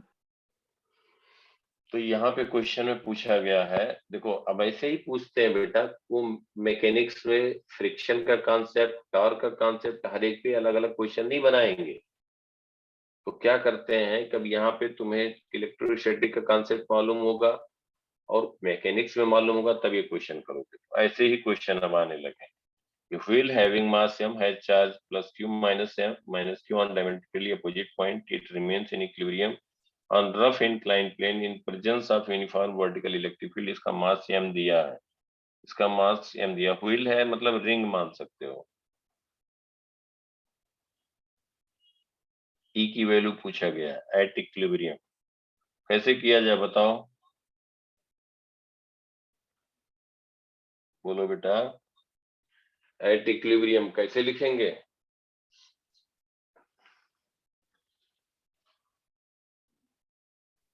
Net force लिखेंगे by नेट फोर्स जीरो करेंगे, नेट टॉर्क जीरो करेंगे। नेट टॉर्क तो जीरो, नेट टॉर्क भी जीरो करेंगे।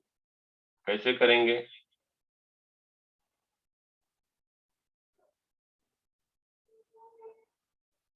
बोलो दुष्यंत, तुमको पता लग रहा है कि 11 में कितना तगड़ा किए हो? कुछ नहीं समझ में आ रहा है सर आ रहा है। तो क्या करेंगे बताओ? तन्वी बेटा बोलो, गलत होगा उसकी चिंता मत किया करो, कुछ तो बोलो। Anjali, yes sir. हाँ बोलो। QE और माइनस क्यू के लिए लिखेंगे, और N1 और mg के लिए तो जीरो होगा टॉर्क। हाँ वेरी गुड, बिल्कुल सही बात, गुड। mg n1 के लिए जीरो होगा, QE के लिए लिखेंगे माइनस क्यू। ये तो बेटा रोटेट करा रहा है, देखो ये थीटा एंगल है। अब थोड़ा सा मैथमेटिक्स है तन्वी, ये सब जरूरी है बेटा, तब तुम्हारा क्वेश्चन धड़ाधड़ होगा। समझ पा रही हो ना बात को? Yes, sir. यहाँ तक लेवल ये सब करना है। देखो इधर, ये QE क्या होगा, ये परपेंडिकुलर डिस्टेंस, हमारी बात ध्यान सुनो, ये परपेंडिकुलर डिस्टेंस हुआ, इसका परपेंडिकुलर डिस्टेंस ये हुआ, ये एंगल थीटा दिया है, ये थीटा, ये 90, ये 90 माइनस थीटा हुआ, 90 माइनस थीटा हुआ ना बेटा। तो ये Yes, एंगल sir. कितना, ये एंगल कितना हुआ 90 माइनस थीटा, ये कितना हुआ थीटा। थीटा। ये समझ में आया? Yes, या sir. एक स्टेटमेंट हम ऐसे इन जनरल बता दें, कोई भी इंक्लाइन प्लेन है, कोई भी इंक्लाइन प्लेन है, अगर एंगल थीटा है, इंक्लाइन प्लेन का एंगल थीटा है, तो जो इसका नॉर्मल होगा वर्टिकल से एंगल थीटा बनाएगा, जो इंक्लाइन प्लेन पे नॉर्मल होगा वो वर्टिकल से एंगल थीटा बनाएगा, जो इंक्लाइन प्लेन है वो अगर हॉरिजॉन्टल से एंगल थीटा बना रहा तो इंक्लाइन प्लेन का नॉर्मल वर्टिकल से थीटा बनाएगा। और ये प्रूव कर सकते हो, कैसे प्रूव करोगे, परपेंडिकुलर है, देखो ध्यान से, ये 90 है, तो ये कितना हुआ बोलो, 90 माइनस थीटा। तन्वी समझ में आ रही बात बेटा? Yes, sir. ये 90 माइनस थीटा, इसको सीधे नीचे ले आए, ये 90 हुआ तो ये कितना हो गया, थीटा हो गया ना। Yes, sir. Yes, sir. Time बचाने के लिए कभी भी, और आएगा ही, फिजिक्स करोगे आएगा ही, कोई इंक्लाइन प्लेन हॉरिजॉन्टल से एंगल थीटा बना रहा तो उसका परपेंडिकुलर वर्टिकल से थीटा बनाएगा। कोई भी इंक्लाइन प्लेन हॉरिजॉन्टल से थीटा बना रहा तो उस पे परपेंडिकुलर जो होगा वो जो उसका नॉर्मल होगा इंक्लाइन प्लेन पे वो वर्टिकल थीटा बनाएगा। तो खट से हम यहाँ से बता देंगे कि ये इसका नॉर्मल है कि वर्टिकल से एंगल थीटा आ गया, ज्यादा लगाना ही नहीं। समझ में आ गई बात? Yes, sir. अब ये थीटा हो गया तो बेटा क्या ये भी देखो यहाँ पे, ये थीटा हो गया तो हम क्या कह देंगे कि ये एंगल हो गया 90 माइनस थीटा, ये रेडियस मान लिया हमने r, ये r मान, ये भी थीटा हुआ कि नहीं? यस। इसके सेंटर O पॉइंट से A पॉइंट का डिस्टेंस कितना हुआ बोलो, OA, क्या लिखोगे, r sin r sin theta. समझ पा रही हो बेटा Tanvi, Hussain? Yes, sir. Yes, sir. r sin theta, थोड़ा प्रैक्टिस किया करो। OB क्या हो जाएगा, r sin थीटा, वही होगा ना बेटा। अब अगर O के अबाउट टॉर्क लिखें तो इसका रोटेट करने की टेंडेंसी एंटी क्लॉकवाइज है, तो जब ये पॉइंट, जरा ध्यान से सुनो तन्वी बेटा, नहीं मालूम है तो मुझे बताना, हेजिटेट मत करना। अब ये क्या हो रहा है देखो, ये पॉइंट जो रिंग पे पॉइंट है, इसकी टेंडेंसी मूव करने की इधर है, तो इस पे फ्रिक्शन फोर्स इंक्लाइन प्लेन लगाएगा। फ्रिक्शन फोर्स किधर लगाएगा, Backward. अप इंक्लाइन लगाएगा। किस पे, ये जो रिंग है, व्हील है जो रोटेट कर रहा है, रोटेट कराने की कोशिश कर रहा है, तो इस पे फ्रिक्शन फोर्स इधर लगेगा। समझ पाई बात को? Yes, sir. फ्रिक्शन फोर्स लगाएगा, और फ्रिक्शन फोर्स जो टॉर्क देगा, जो इन दोनों के कारण टॉर्क आएगा, चार्ज के कारण, वो टॉर्क फ्रिक्शन फोर्स के कारण बैलेंस कर देगा, तभी तो इक्विलिब्रियम में होगा। इक्विलिब्रियम मतलब टॉर्क भी जीरो होगा, नेट फोर्स भी जीरो होगा। समझ में आ रही बात? Sir, ये एंटी क्लॉकवाइज कैसे आया?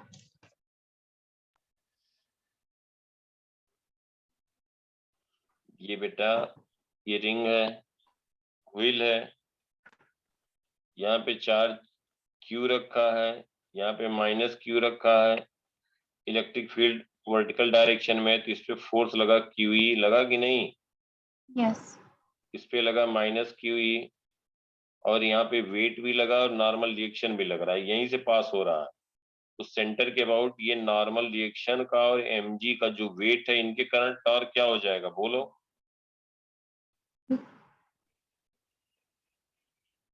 Torque about c due to n1 and mg क्या हो जाएगा बोलो, जीरो हो जाएगा। जीरो क्योंकि वो 90 डिग्री पे है।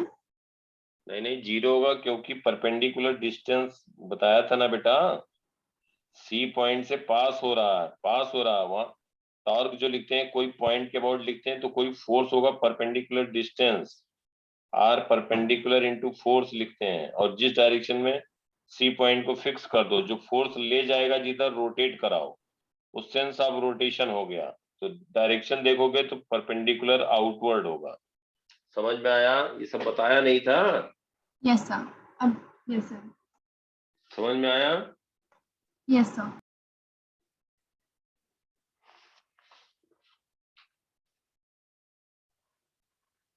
तो हम कहाँ पे थे? हाँ देखो, तो N1 mg क्या हो रहा है? यहीं से पास हो रहा है ना, N1 mg यहीं से पास हो रहा, तो नेट फोर्स क्या हो गया? C के अबाउट 0 हो गया। टॉर्क, टॉर्क, अरे बेटा यस सर। जब C पॉइंट से N1 पास हो रहा है, तो इसी C पॉइंट से तो टॉर्क परपेंडिकुलर डिस्टेंस कितना C से N1 का? 0। mg का कितना है? mg नीचे लग रहा है, mg कितना है परपेंडिकुलर डिस्टेंस C पॉइंट से? 0। कोई भी फोर्स होता जो C से पास हो रहा होता तो 0 होता।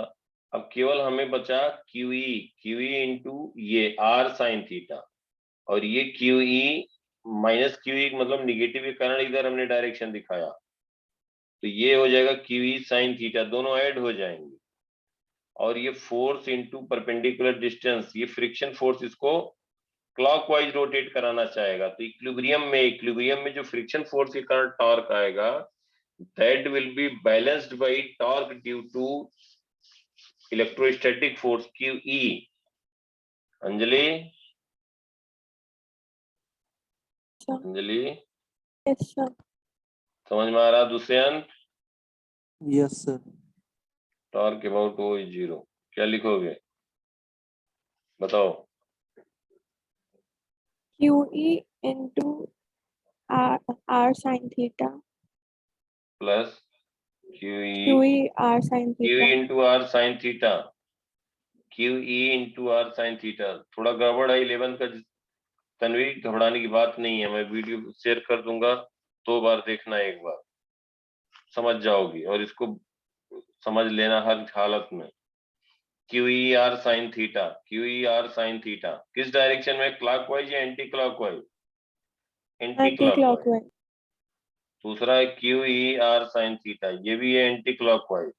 अगर एंटी क्लॉकवाइज को पॉजिटिव लिख रहे हैं तो क्लॉकवाइज को क्या लिखोगे? नेगेटिव। नेगेटिव। Negative. तो फ्रिक्शन फोर्स के कारण कहोगे FR FR into into R। R, और ये हम कहेंगे निगेटिव। क्यों कह रहे हैं निगेटिव? क्योंकि ये क्या है? क्लॉकवाइज है। कोई भी अगर हम anticlockwise, that must be equal to 0 at equilibrium की बात कर रहे हैं। दुष्यंत समझ पा रहे हो? Yes, sir. एंटी क्लॉकवाइज अगर हम ले रहे हैं पॉजिटिव, तो क्लॉकवाइज को क्या कहोगे? नेगेटिव, और वाइस वर्सा। ऐसा नहीं है कि यही होगा, कुछ भी हम उसका अपोजिट ले सकते हैं, तो यही किया था। FR की वैल्यू आएगी यहाँ से, FR क्या आएगा? 2QE sine theta, friction force आया 2QE sine theta, R cancel हो गया। ये समझ में आया? Yes, sir. Yes sir. Tanvi समझ में आ रहा है बेटा यहाँ तक? Yes sir. अब यहाँ पे mg देखो, और इक्विलिब्रियम में करेंगे, फोर्सेस को इक्विलिब्रियम में करेंगे तो क्या होगा? इक्विलिब्रियम में,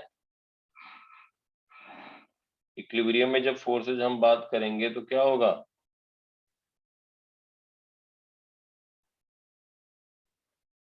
QE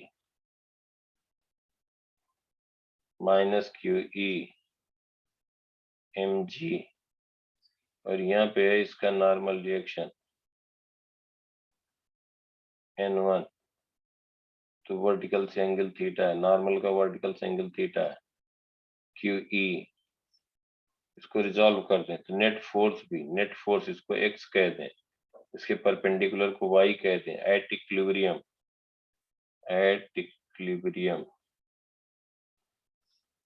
net force along x will be 0। वैसे ट्राई किया था, पूछ लिया, बता दिया, अभी इसको हम करवाते नहीं जब तक कि थोड़ा सा और नहीं हो जाता, लेकिन कोई ऐसा मुश्किल बात नहीं है। तुम्हारा 11th का पार्ट गड़बड़ है इसलिए नहीं समझ पा रहे हो, टाइम लग रहा है। Yes, sir. ठीक है, यहाँ Yes, तक sir. समझ में आई बात। नेट फोर्स एक्स डायरेक्शन, कोई भी डायरेक्शन ले लें इक्विलिब्रियम में, तो QE, तो किस फोर्स को रिजॉल्व किया जाए? बेस्ट है N1 को रिजॉल्व कर दिया जाए। क्यों? क्योंकि हमें कंपोनेंट केवल N1 का लेना पड़ेगा। समझ पा रहे हो ना? इक्विलिब्रियम में तो N1 को रिजॉल्व करेंगे, बाकी सब y डायरेक्शन में है। तो हम यहाँ पे इसको बेस्ट रहेगा कि हम इसको N1 को रिजॉल्व कर दें। ये एंगल थीटा है, तो नॉर्मल का वर्टिकल से थीटा है, तो नॉर्मल का वर्टिकल से थीटा है। तो ये हम कह सकते हैं ये थीटा हुआ, तो N1 cos थीटा ये हुआ, N1 cos थीटा। हाँ बेटा, एक फ्रिक्शन फोर्स भी है, ये फ्रिक्शन फोर्स भी इस पे लग रहा है ना, Fr। तो N1 cos थीटा हम कह दिए वर्टिकल, N1 cos थीटा। वो डायरेक्शन में एक्स वाई लो जिसमें मिनिमम रिजॉल्व करना पड़े, N1 sin थीटा हुआ। और इसको हम Fr को कह सकते हैं Fr cos theta, Fr cos theta, ये हो गया Fr sin थीटा। अब नेट फोर्स हॉरिजॉन्टल डायरेक्शन में 0 कर दो, हॉरिजॉन्टल में 0 कर दो, वर्टिकल में 0 करो, तो क्या होगा? वर्टिकल में 0 करोगे तो बोलो, वैसे सॉल्व कर लोगे बेटा। Net force along Y direction 0 कर दोगे, net force along Y direction 0, net force along X direction 0। समझ पा रहे हो? ऐसा तो नहीं ज्यादा हो गया? थोड़ा कंफ्यूजिंग है, बट एक बार वापस जब वीडियो देख लूंगी तो समझ आ जाएगा।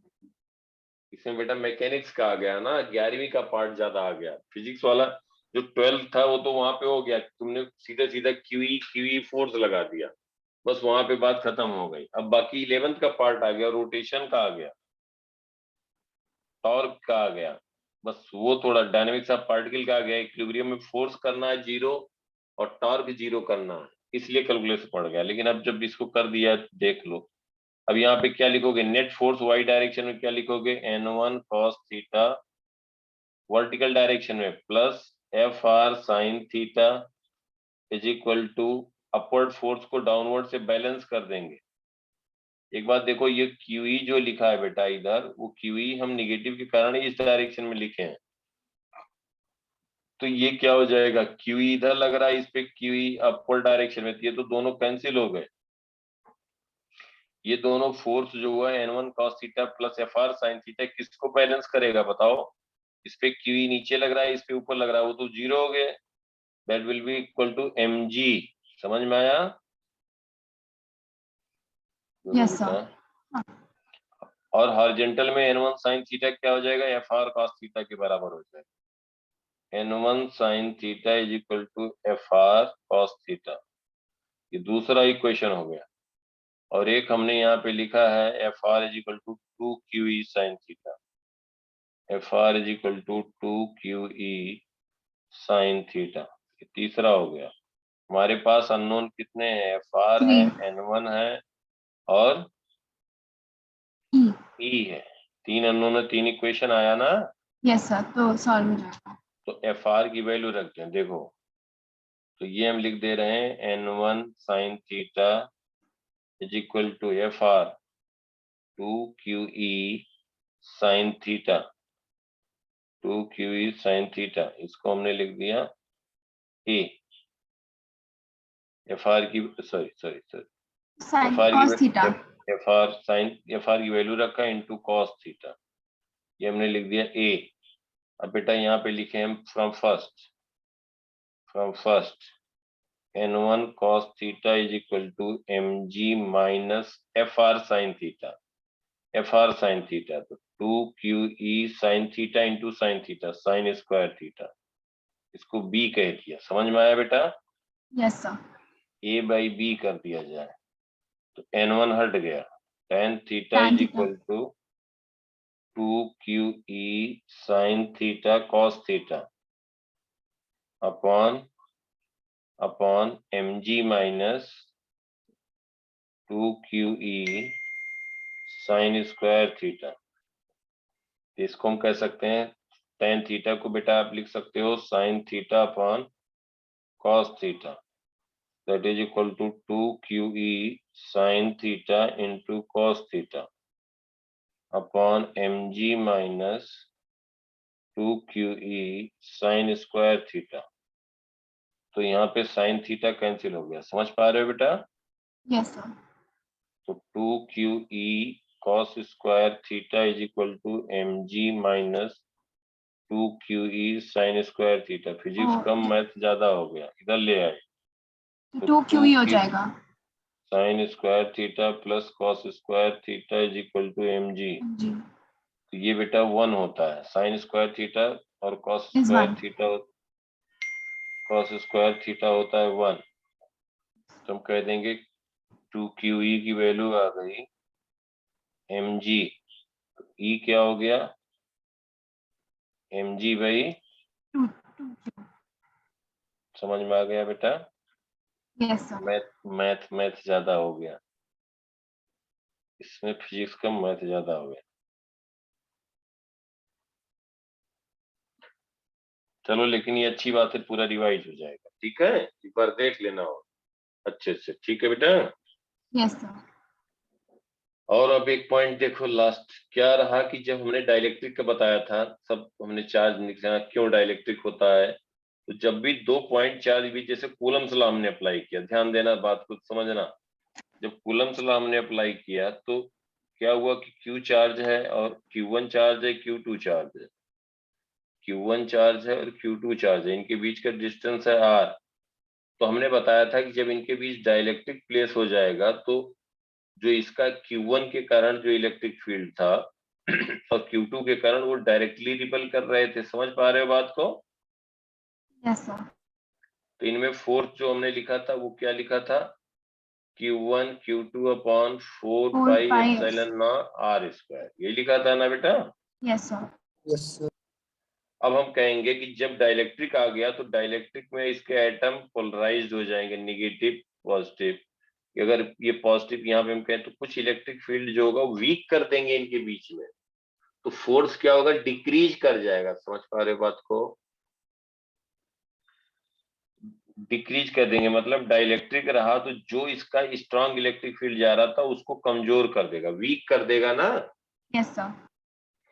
तो फोर्स जो होगा k टाइम्स डिक्रीज कर जाता है, Q1 Q2 अपॉन, उसी को हम कहते हैं Q1 Q2 upon 4 pi epsilon naught k into R square, या इसी को लिखते हैं F is equal to Q1 Q2 upon 4 pi epsilon naught epsilon R square.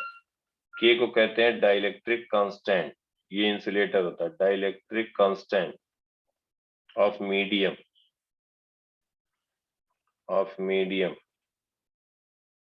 और दूसरा एप्सिलॉन R हुआ रिलेटिव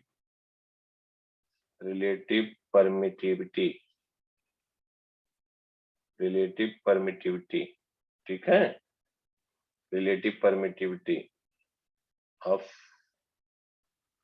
मीडियम, दोनों एक ही बात है। और ये चाहे डाइलेक्ट्रिक कांस्टेंट कहीं चाहे कहीं, k टाइम्स या एप्सिलॉन R, k की जगह पे कहीं कहीं एप्सिलॉन R आ जाता है। समझ में आया?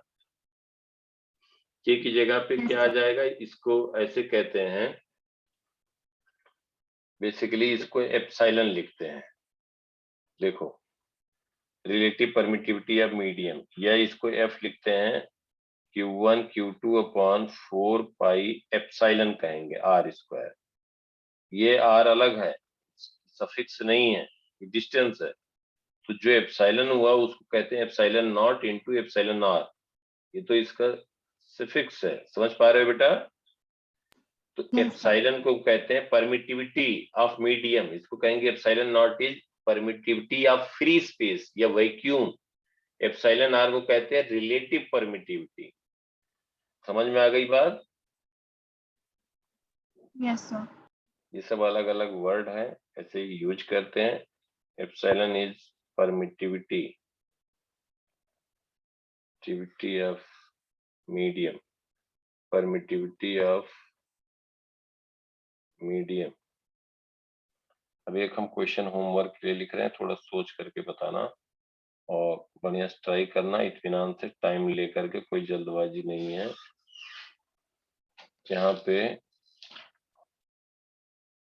ये है बेटा तो आइडेंटिकल स्फीयर है,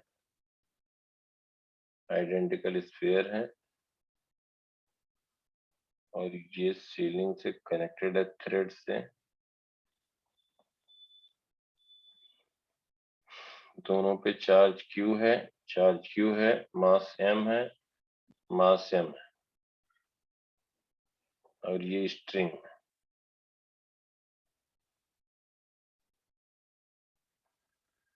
और ये हम कहते हैं यहाँ पे वर्टिकल लाइन ड्रा किया, मतलब इसको आप ऐसे समझ सकते हो, डॉटेड लाइन ऐसे दिखा दिए, ये एंगल थीटा है, vertical semi vertex angle theta है। तो क्या हुआ कि इसको किसी लिक्विड में, अगर पूरे सिस्टम को हम किसी लिक्विड में डिप करें,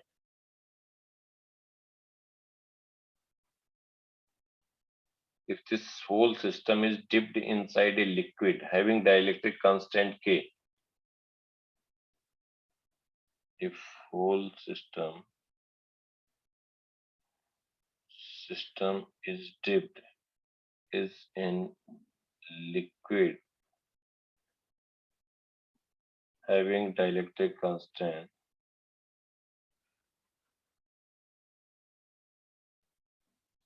K, having dielectric constant K, ठीक है बेटा, liquid having dielectric constant K, theta remains unchanged, theta remains same,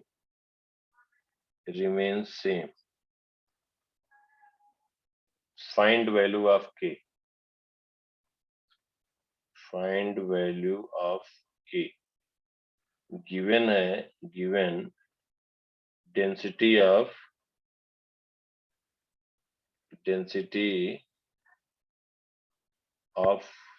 object, इसको ऑब्जेक्ट कह रहे हैं, object is sigma and density of liquid is rho. जरा बेटा ध्यान सुनो, हम जानबूझ करके इसको क्यों दिए होमवर्क में, क्योंकि यहाँ पे फ्लूइड का भी कॉन्सेप्ट आएगा थोड़ा सा। हमारी बात समझ पा रहे हो सब लोग? Yes sir. इसमें फ्लूइड का भी कॉन्सेप्ट आएगा थोड़ा सा, तो इसको आप अटेम्प्ट करना, मतलब हमारा कहने मतलब टाइम देना, कुछ नहीं होता तब भी कोई बात नहीं, फ्री वेल डायग्राम बनाओगे, कूलम्बिक फोर्स लगाओगे, कुछ पॉजिटिव फोर्स लगेगा, फिर पहले एयर है मतलब वैक्यूम में है, फिर किसी लिक्विड में ले जाओगे, लिक्विड का डाइलेक्ट्रिक कांस्टेंट K है, फिर क्या फोर्स होगा, फिर कौन सी क्वांटिटी चेंज होगी, मतलब 15 मिनट 10 मिनट टाइम लगाना, बात एक क्वेश्चन की नहीं है। अगर होमवर्क में मैं कहता हूँ कोई चीज तो इसका मतलब उस पर 10-15 मिनट टाइम लगाना है, चाहे कुछ समझ में आए ना आए, कुछ करना है उसके बाद जब बताऊंगा तो एकदम बिल्कुल जबरदस्त तरीके से फिट हो जाएगा। समझ में आई बात ना? Yes sir. ठीक है बेटा। सर इसके बाद हमारे इसमें कौन से टॉपिक्स रह जाएंगे? कुछ नहीं, सब हो गया, कुछ नहीं रह गया। आप कहीं का भी क्वेश्चन करोगे, मैं पहले फर्स्ट टाइम क्या बोला था, फर्स्ट डे बोला था ना, यस सर, सारे इजी लगेंगे। सारे इजी लगेंगे, और उसके साथ ये भी कहा था कि अब जितना बता दिया उस तरह के जरूरी नहीं कि हर मॉड्यूल में हर जगह पे तुम्हें क्वेश्चन भी मिल जाए, जो सच बात है, तो घबराना नहीं। लेकिन एग्जाम, कॉम्पिटिटिव एग्जाम में अभी जैसे करोगे अपना, तो कॉम्पिटिटिव एग्जाम के लिए तुम्हारा बिल्कुल फिट है, कहीं से कुछ भी पूछा जाए तुम्हें ये रहेगा ही नहीं कि हमें